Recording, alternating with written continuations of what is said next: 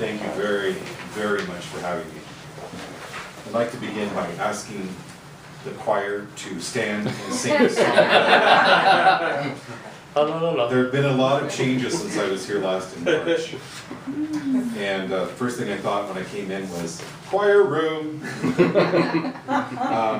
But I really, really like it. It's been really nice to be able to come in, and since I was here in March, to see this grow. I hope I gave each of you, as you came in, my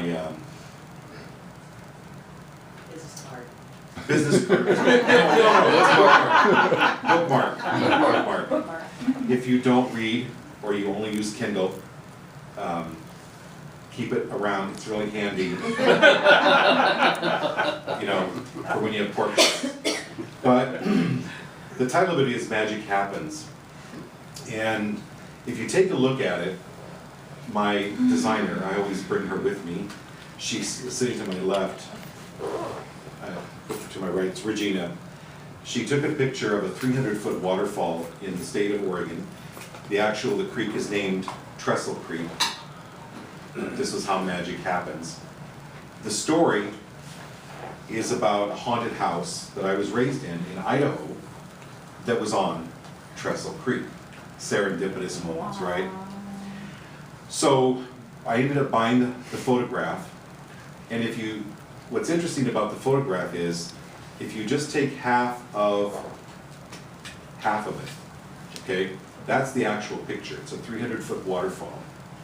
Regina was the designer, and she ended up mirroring the image, putting it together.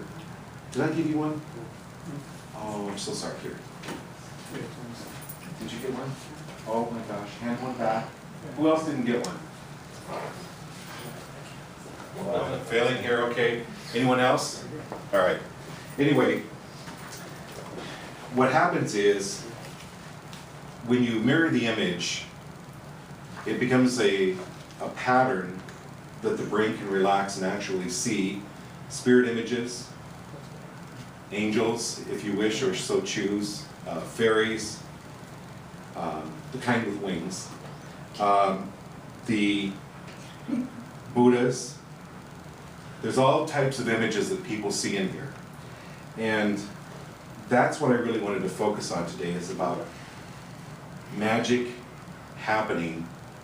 Because when you focus on that, it helps you to overcome your fears. So, I haven't been back since March. So I didn't want to. So when I spoke back in March, I spent weeks preparing my talk. And so Keith asked me to come back today, and I was really struggling with this, really struggling. And I thought, what the hell is going on? Why am I not wanting to come back here?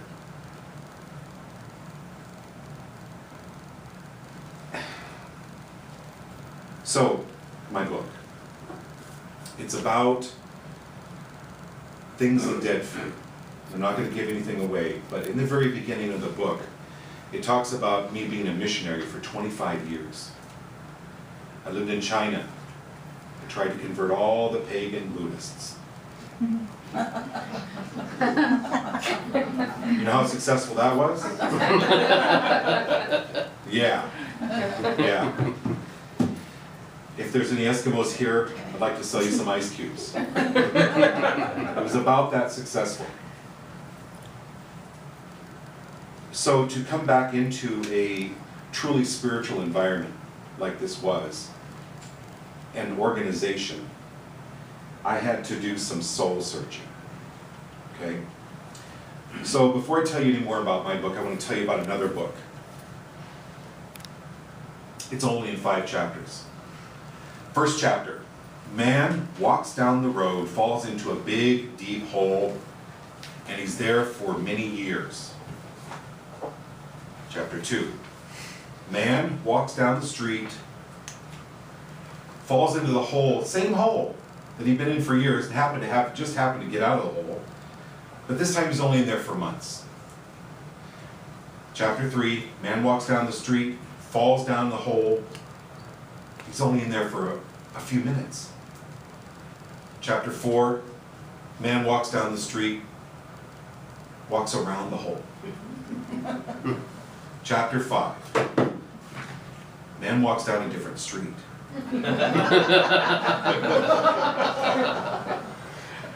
So, in preparing this talk today, I woke up at 5 a.m., went and sat on the computer, and then the dog needed fed. So I went and fed the dog. I'm down there, I thought, I'm done. Oh, I hadn't had coffee yet. Made the coffee. I'm sitting there drinking my coffee and thinking, this kitchen really needs painted. So I take the garbage out, kind of start looking at different paint chips, paint colors. I start washing up. Huh? I gave the dog a bath. And I'm like, what is going on here? Why can't I? And so, here's the deal. I was afraid of stepping out again. I was afraid of playing at large. I spent 25 years of my life trying to convert Buddhists. Talk about an exercise in futility. And so I felt myself slipping back into that hole.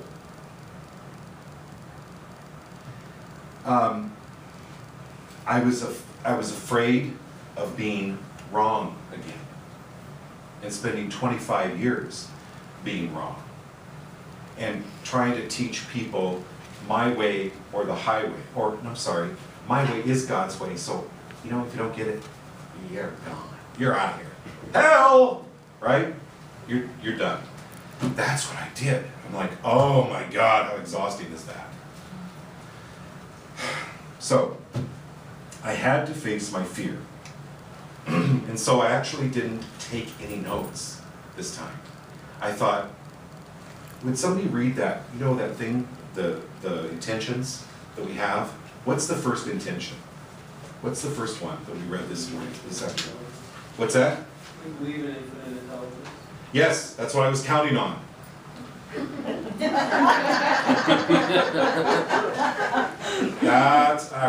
I thought, that's why I came here today. That's what I was counting on, is to bet on an infinite intelligence. And so, what I would have you do is it's sometimes really hard to look at your fears, okay? It's even hard to know what it is that you're even afraid of, right? Because if you have to look at what you're afraid of, then you might have to do something about it, and then you'll find ways to wash your dog and try to choose colors for your kitchen, right? And so there will be this avoidance. So why I handed you all a piece of paper and a pen, hopefully if you have those out, I just want to do a really quick exercise here. You got yours? Yours? Paper? Okay. I want you to just take a moment. Now, to answer this question, I need you to look at, I don't need you to look at anything really if you want to. This is only if you want to. Recently, what is it that has made you angry? Recently, what is it that's made you sad? Recently, what emotion has come out of you? Use that as a gauge, because, for instance, if you've been angry, the basis of anger is fear. Okay, so I'm going to ask you, no one else will see this, do not write your name on this paper. Okay, I want you to write down what you are afraid of. Just take a moment, please.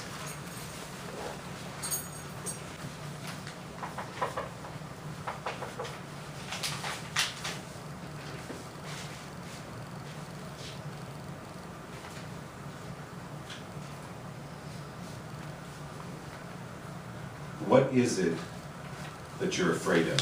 And if it's hard, if it's challenging to identify, look at your emotions and use those as a gauge to identify what it is that you're afraid of. Okay. Who needs another minute?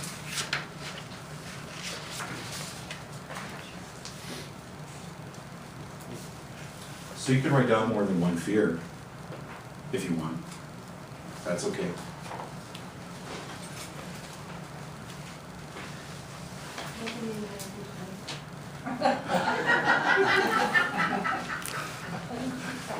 No? Okay. That's it, yeah. That's good. That's good. See, I wrote a book. So there were 350 pieces of paper to cover.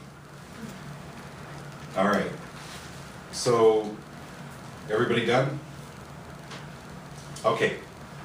Take that paper and start passing it out.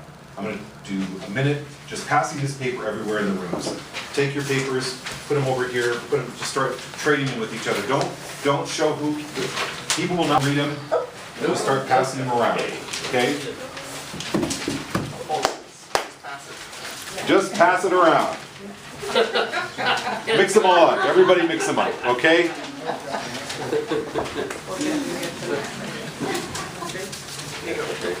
Oh my goodness, it really.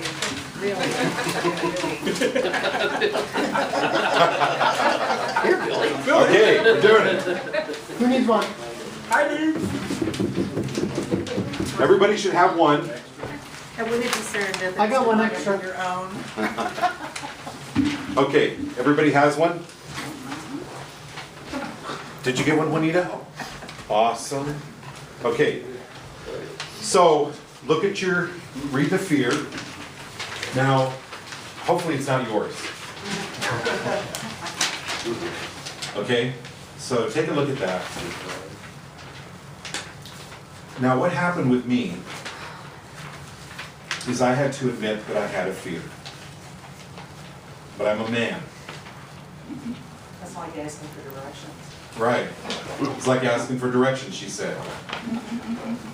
So it was very difficult for me to admit that I had these fears, but I knew that the way my life was working wasn't working. I was very, very unhappy. And it comes to find out I was buried in these fears.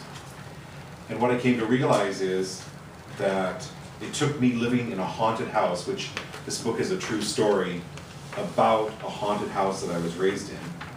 And I could look back now and thank those spirits for what I learned living in this house. But it was really scary shit. Okay? And I have to tell you, as the introduction says, I tried to write a really, really highfalutin sounding introduction so you'd be really impressed. Our brief lives on this planet appear to be adrift in a vast sea of consciousness, seemingly without direction, sail, rudder, or engine. We can easily feel we drift endlessly and without purpose at times, if not all the time. Yet each one born on this sea in a material form as we are, has the treasure of master seamanship stored in the depths of their soul's hold. You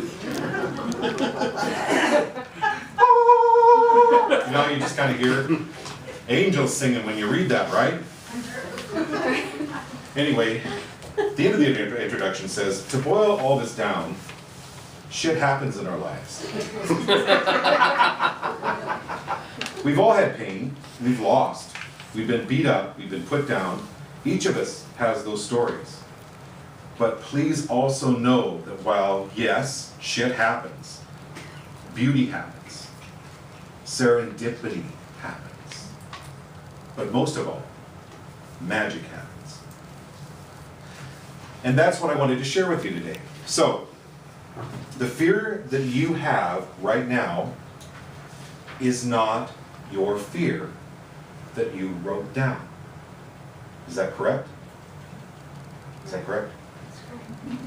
You have the same fear? Did you get the same paper? No. No. Oh. Yeah, this is where you don't have the same fears. You're scaring me. You're really scaring me. So, what's on your paper? Is it different, right? It's Yes. different than what you wrote down. Definitely. Okay, good, good. Everybody has a different fear. Okay. I would like to take a couple of volunteers that has that fear. I'd like you to take a minute and I'd like you to think about a child, okay? If you've ever seen a child afraid of the dark or afraid that there's something in their closet, right? There's several things as a parent you could do, or as a babysitter. You can turn the light on. You can go in there and sit with them, right? You can open the closet door. You can crawl under their bed and scare the crap out of them. I mean, there's lots of different things you can do, okay? So, see, that's why I keep her around. She laughs at all my jokes. Anyway, there's several things you can do, all right? So, your fear is legitimate, but once you name your fear, this is an ancient tradition, once you name the fear, it no longer has power over you. And you've given your fear away. And that person that has your fear, wherever it is, it's not their fear. So I'd like you to just take a couple of minutes, look at that fear. What would you say? What could you say to that person that would help them? Whether it's turning on the light, whether it's a message from Spirit, literally, like is done here at the Church of Spiritual Harmony. What is it that you could say to help that person have that fear go away? Would somebody like to volunteer to read the fear and maybe what they could say? Please. Someone says, I'm afraid that my son will grow up wimpy. Okay, did you all hear that? She says, I'm afraid my son will grow up wimpy. And to me, I would change the word wimpy to gentle. And start using gentle instead of wimpy. And I think it would kind of change how you feel about that person. Is that awesome? Thank you. That's awesome. No, it truly is. It truly is. Someone else. Any volunteers? Oh, yes. There are a number of them here. Pick one, just one. In general, they seem to be afraid of what other people think of them, people getting mad at them, things not getting done, making wrong decisions. It sounds like a fear of the unknown and then not believing in themselves very much. Okay. So my advice to them would be to think of themselves as the most important person in the world. I also get emotional over this stuff. I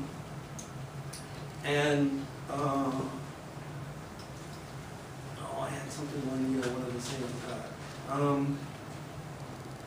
To act like they're the most important person in the world, and they're the only person that they have any true control over. And if they like what they do, if they like who they are, then that's all that's important. Good. So now how do you feel? You've given your fear away. How does that feel? Do you feel any lighter? No? Okay. You will. Okay, you may. You know, you don't know. But here's why I say you may not right now, but something will happen. This is a big belief of mine and of other people that I know, and I know with people that are around here, like with Keith, and oh my God, I'm having a senior moment. Amelia. Carol. They're awesome, you know. So, hand your fear away. In other words, you have to voice it. You have to actually put it on paper. One of the things I want to share with you is things that can happen to you. starting today, when you hand the fear away, what happened to me is my life was a mess. And so I was invited to this house from a friend of mine. I was standing at the doorstep. Carol, my friend, must have rung the doorbell, though I had not heard it, nor did I remember how I'd gotten on the front door. I turned to look back at the car parked 100 feet away and had no memory of crossing that distance. My heart was hammering in my body, dreading what lay on the other side of this closed entrance before me. The door swung wide, opening to a man and woman in their 30s. "Hi, Carol," the woman said. Carol gave each a hug and turned to me. "Scott, Barb, this is Chris." Each in turn raised their hands to shake mine. But everything stood motionless. Earth and time were of no relevance. I couldn't move. I was transfixed, my hands unable to move or grasp theirs. Every hair in my body started to rise. I began to tremble, not just my body, but my very soul, if that was possible. I heard no sound, having been enveloped in silence. I tried to force my feet to move backward, away from the force of the wave that was hitting me. I was hopelessly encased in powerful eddies of some energy I had never experienced before. I was drowning in the mighty current that engulfed me. Although I was still standing, my soul was being washed over by an incomprehensible force. This was a riptide that was now sweeping me into the deep, and as I broke the surface, I gasped, "Who the hell are you?" The question brought the mesmeric silence to a screeching halt. Carol was gone. The house, the desert, my body, it was all gone. I was in the void with the two of them, who were now smiling and nodding. There was more. I caught the slightest glimpse of surprise across their face. I saw them as something else. "Who are you?" I again blurted.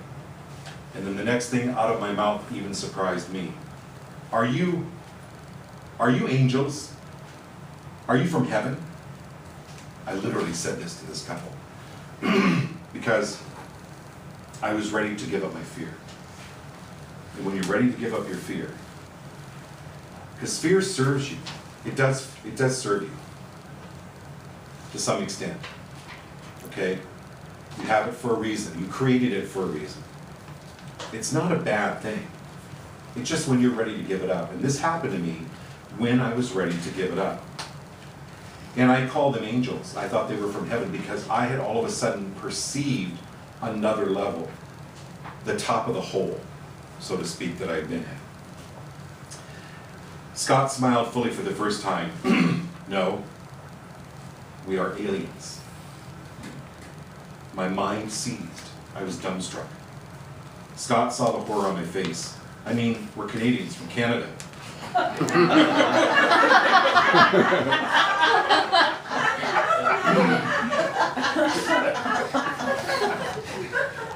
They appeared human, though I had not known many Canadians. So here were these amazing people that I met that helped me relive my journey of occurrences in this house, of extreme abuse, of really tough background, and help me dump those fears. So what I would ask you to do with the papers that you have, I would ask you to crumple them up, because these are somebody else's fears.